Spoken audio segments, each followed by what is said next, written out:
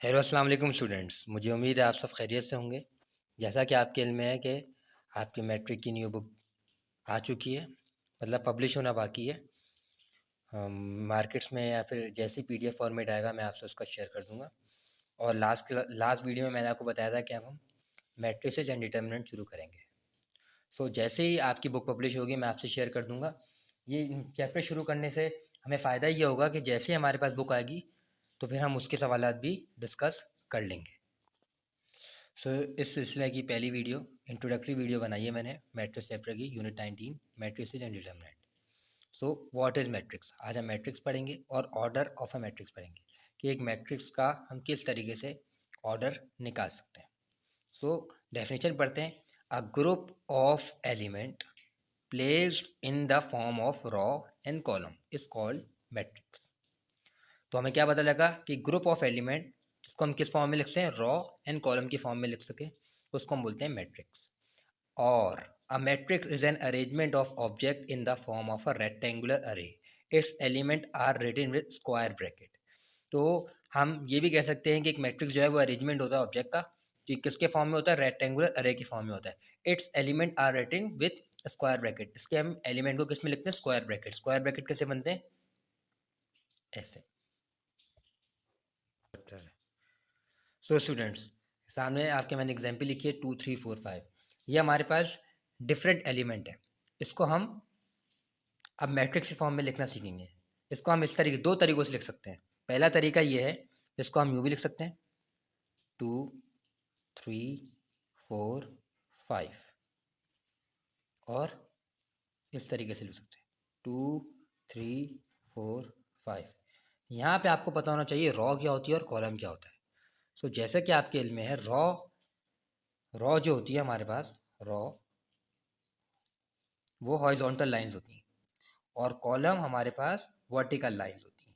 सो इसमें अगर हम देखें तो हमारे पास एक हॉरिजॉन्टल रॉ है, और वन रॉ है, और 1 2 3 4 4 कॉलम्स हैं। सो ये हमारे पास, इसको हमने मैट्रिक्स की फॉर्म में लिखा है।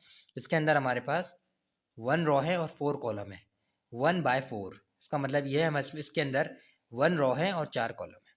अगर हम सेकंड पे आए तो इसमें हमारे पास 1 2 3 4 रॉज हैं और 1 कॉलम है।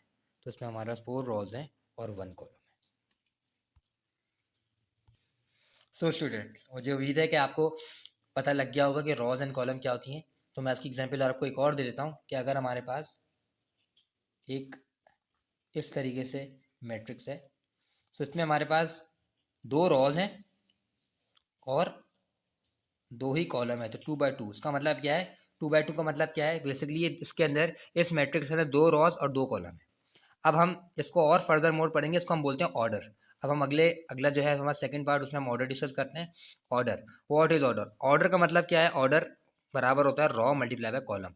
किसी भी मैट्रिक्स के अंदर हम ये देखना चाहते हैं कि उसका ऑर्डर क्या है। मतलब हम आसान लफ्जों में ये कह सकते हैं कि ऑर्डर का मतलब क्या है, उस मैट्रिक्स के अंदर कितनी रॉज हैं और कितने कॉलम्स हैं। हम अगर ये एक मैट्रिक्स के अंदर ये देखना चाहते हैं कि उसमें कितनी रॉज और कितने कॉलम है, तो बेसिकली वो उसका ऑर्डर होगा। जैसे कि हम इसकी एग्जाम्पल कंसीडर करते हैं। हम एक मैट्रिक्स ले लेते हैं 2 3 4 2 1 2। तो आपके सामने एक मैट्रिक्स लिखा हुआ है। अब हमारे सब पेपर में सवाल आ सकता है, एमसीक्यूज में आ जाएगा सवाल कि इसका ऑर्डर निकालें। तो ऑर्डर बहुत आसान है। ऑर्डर का फॉर्मूला क्या है, रॉ मल्टीप्लाई बाय कॉलम। तो अब आप देखेंगे इसमें कितनी रॉ है, एक ये रॉ है, एक ये रॉ है, तो इसमें 2 रॉ है।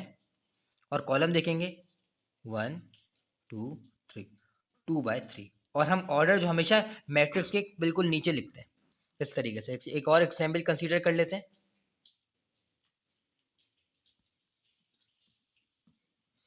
सो स्टूडेंट्स, इसमें आपको नजर आ रहा होगा 2 रॉज हैं, एक 1 2 2 रॉज हैं, और 1 2 और 2 कॉलम। सो इसे हम बोलेंगे 2/2 का मैट्रिक्स का मतलब है 2 रॉज एंड 2 कॉलम।